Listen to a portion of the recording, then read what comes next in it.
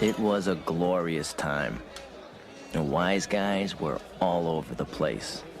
It was before Appalachian and before Crazy Joe decided to take on a boss and start a war.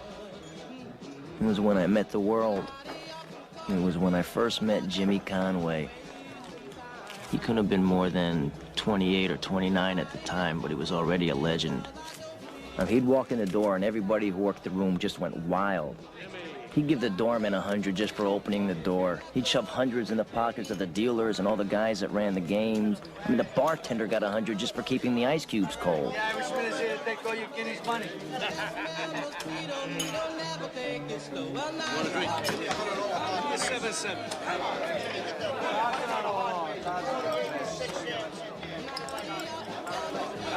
Jimmy, I'd like you to meet the kid Henry. How you doing? Pleasure. Thank you. All right. Keep coming. See, Jimmy was one of the most feared guys in the city. Now, he was first locked up at 11, and he was doing hits for mob bosses when he was 16. See, hits never bothered Jimmy. It was business.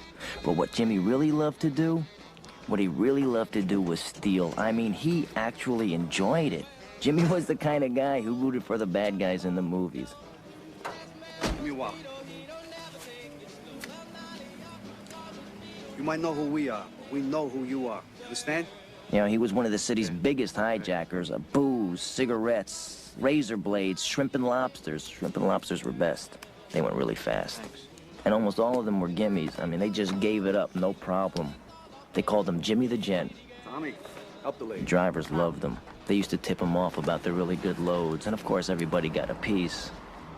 Thanks, Jimmy. I'll be back with the rest later. Okay, see you later.